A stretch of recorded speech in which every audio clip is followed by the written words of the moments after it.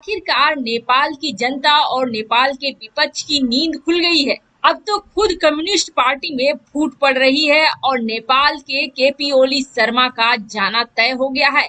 ओली सरकार की चीनी मिलीभगत अब सबको नजर आने लगा है। कम्युनिस्ट पार्टी के खुद के बड़े धड़े के नेता प्रचंड ने मांगा है ओली से इस्तीफा। उनका कहना है कि सरकार हर तरफ से फेल हो गई है। अब आपको बता दें, नेपाल में प्रचंड की आवाज उठने का मतलब है एक बहुत बड़ी ताकत का आवाज उठना। चुनाव से पहले दो कम्युनिस्ट पार्टी थी, जिसमें से एक के नेता थे ओली और दूसरे के नेता थे प्रचंड। चुनाव जीतने के बाद इन दोनों को मिला दिया गया और यह तय हुआ था कि आधे समय के लिए प्रधानमंत्री ओली रहेंगे तो आधी समय के लिए प्रचंड।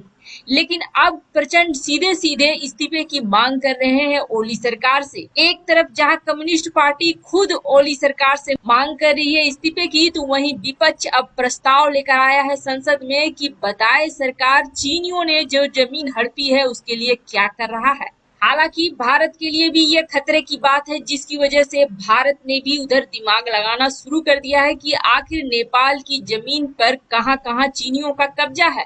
और सबसे बड़ी बात है कि इधर बीच 2000 से ज्यादा चीनी अधिकारी नेपाल पहुंचे हैं। अचानक से नेपाल में चीनी टीचरों की संख्या बढ़ गई है। चीनी भाषा की पढ़ाई करवाने के लिए चीनी शिक्षकों की संख्या बहुत ज्यादा बढ़ गई है। ये सब क्या एक रणनीति के तहत हो रहा है? एशिया के बाद अफ्रीकी देशों को अपने कूटनीति के जाल में फंसाने की कोशिश कर रहे चीन को एक बार तगड़ा झटका लगा है। शी जिनपिंग की चाल को अब दुनिया के लगभग सारे देश समझने लगे हैं। यहाँ तक कि केन्या भी चीन की हरकतों को समझने लगा है और उसने बड़ा कदम उठाया है। आपको बता दें, चीनी राष्ट्रपति शी जिनपिंग ने चाइना अफ्रीका समिट के दौरान बेल्ट एंड रोड इनिशिएटिव के तहत केन्या के साथ एक रेल लाइन बिछाने के समझौते पर हस्ताक्षर किया था। इतना ही नहीं, कुछ दिनों पहले शी जिनपिंग ने केन्या के राष्ट्रपति उहुरु केन्याटा को मोम्बासा पोर्ट तक से कार्गो सप्लाई किए जाने को लेकर भी बधाई दी थी। केन्या के साथ चीन ने रेलवे लाइन को लेकर साल 2017 में समझौता किया था, जिसके तहत China road and bridge corporation Kenya में अरबों डॉलर खर्च करके BRI के माध्यम से यह रेलवे लाइन का विस्तार कर रहा था। केन्या ने इसके लिए एक्सिम बैंक ऑफ चाइना से 3.2 बिलियन डॉलर का कर्ज भी लिया है। शुक्रवार को केन्याई अदालत ने केन्या और China road and bridge corporation के बीच जो कॉन्ट्रैक्ट बने हैं उसको अवैध घोषित कर दिया।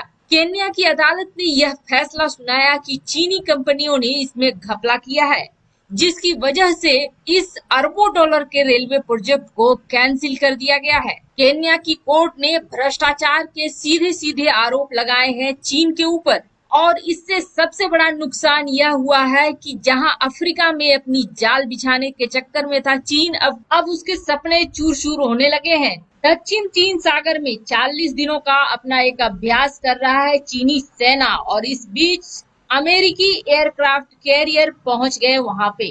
तनातनी होने की है आशंका और ये एयरक्राफ्ट कैरियर ताइवान की तरफ से पहुंचे हैं। चीन की धमकियों से बेपरवाह होकर अमेरिका ने ताइवान की खाड़ी और साउथ चाइना सी में अपने 2 एयरक्राफ्ट कैरियर तैनात कर दिए हैं। अभी तक अमेरिका के ये एयरक्राफ्ट कैरियर फिलीपीन सागर और प्रशांत महासागर में गश्त लगा रहे थे, लेकिन अब इनके चीन के करीब आने पर दोनों देशों में तनाव और बढ़ने के आसार हैं। आपको बता दें, इन दिनों चीन साउथ चाइना सी में 40 दिनों तक चलने वाला युद्धाभ्यास कर रहा है और इस दौरान अमेरिकी नेवी के पहुंचने पर दोनों देशों में टकराव भी देखने को मिल सकता है। भारत के साथ लद्दाख में तनातनी के बीच चीन के पूर्वी चीन सागर में द्वीपों को लेकर जापान से भी झगड़ा बढ़ गया है। जवाब में जापान ने भी इन द्वीपों की रक्षा के लिए अपनी नौसेना को तैनात कर दिया है। हाल ही में जापानी नौसेना ने एक चीनी पनडुब्बी को अपने जल क्षेत्र से खदेड़ा था। चीन की यह पनडुब्बी जापान की रेकी कर रहा था। इसी तरह फिलीपीन और मलेशिया के साथ भी चीन के संबंध लगातार बिगड़ते जा रहे हैं। वहीं ताइवान ने तो सीधे तौर पर चीन को युद्ध की चेतावनी दे डाली है। सबके बीच अमेरिकी कैरियर स्ट्राइक ग्रुप की तैनाती से साउथ चाइना सी में फिर से विवाद गहराने की आशंका है। चीन ने एक दिन पहले ही अमेरिका को चेतावनी दी थी कि जापान जैसे देशों में अपनी सैन्य तैनाती न करे। चीन ने यहाँ तक दावा किया है कि अगर अमेरिका इस दिशा में आगे बढ़ता है तो चीन भी हर जवाब के लिए तैयार रहेगा। दरअसल हाल ही में जापान और अमेरिका ने साउथ चाइना सी में संयुक्त ड्रिल की है। अमेरिका ने जिन 2 एयरक्राफ्ट कैरियर को ताइवान के पास तैनात किया है वे हैं यूएसएस थियोडोर रूजवेल्ट और यूएसएस निमित्ज। फिलीपीन सागर के गुआम के आसपास के इलाकों में गश्त कर रहे यूएसएस थियोडोर रूजवेल्ट और यूएसएस निमित्ज चीन के आसपास के इलाके में गश्त भी करेंगे। इन दोनों के अलावा यूएसएस रोनाल्ड रीगन जापान के दक्षिण में फिलीपीन सागर पर तैनात है। अमेरिका पहले भी चीन को साउथ चाइना सी में आक्रामक व्यवहार के लिए चेतावनी दे चुका है। अप्रैल में चीनी युद्धपोतों ने वियतनाम की एक मछली पकड़ने वाली नौका को साउथ चाइना सी में डुबा दिया था। चीन का आरोप था कि यह जहाज उसके इलाके में मछली पकड़ रहा था।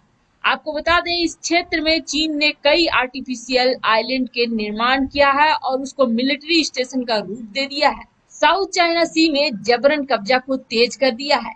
पिछले रविवार को चीन ने साउथ चाइना सी की 80 जगहों का नाम बदल दिया, जिसमें से 25 आइलैंड्स और रिफ्स हैं, जबकि बाकी 55 समुद्र के नीचे के भौगोलिक स्ट्रक्चर हैं। यह चीन के समुद्र के उन हिस्सों पर कब्जे का इशारा करता है जो 9 डैश लाइन से कवर्ड है। ये लाइन इंटरनेशनल लॉ के मुताबिक गैर कानूनी माना जाता है। एक तरफ बातचीत का दिखावा कर रहा है चीन, तो वहीं दूसरी तरफ सीमा पर गतिविधियां बढ़ा रहा है, कैंप लगा रहा है, सैनिकों की संख्या बढ़ा रहा है, जो सीधे सीधे बतलाता है कि उसके मन में बहुत बड़ा पाप है और वह कुछ गलत ही करने वाला है। ऐसे समय में रक्षा मंत्री राजनाथ सिंह का रूस का दौरा काफी अहम है। अब रूस ने भी अपनी तरफ से यह दिखलाया है कि वह भारत की तरफ से लड़ने के लिए तैयार है। चीन से तो क्या, वह बाकी दुनिया से भी लड़ लेगा।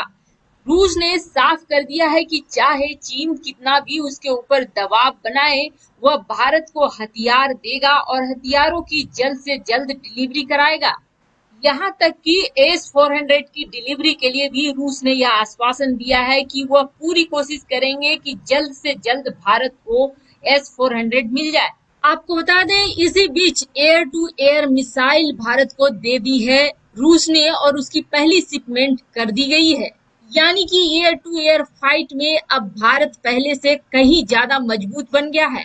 भारत के पास लंबी दूरी की मारक क्षमता वाली एयर टू एयर मिसाइल की कमी थी, जो हाल फिलहाल में देखी गई थी, जिसकी वजह से इस कमी को दूर करने के लिए भारत सरकार ने रसिया के साथ ऐसे समझौते करे और इन मिसाइलों को खरीदा है।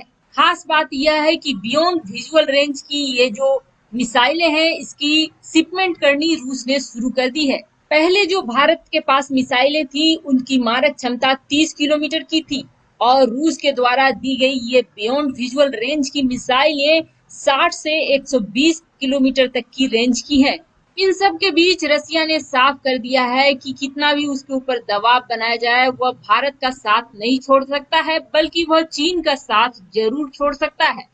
दूसरी तरफ भारत की सरकार ने दक्षिण भारत और मुंबई के बंदरगाहों पर रोक दिए चीनी सामान। चीनी सामान अटक गए हैं और ये लगभग 30 दिन के लिए अटक गए हैं। ऐसा कहा जा रहा है कि 100% स्क्रीनिंग के बाद ही इन सामानों को भारत में घुसने दिया जाएगा और आंतरिक सूत्रों की माने तो यह बॉयकॉट चाइना का एक हिस्सा है।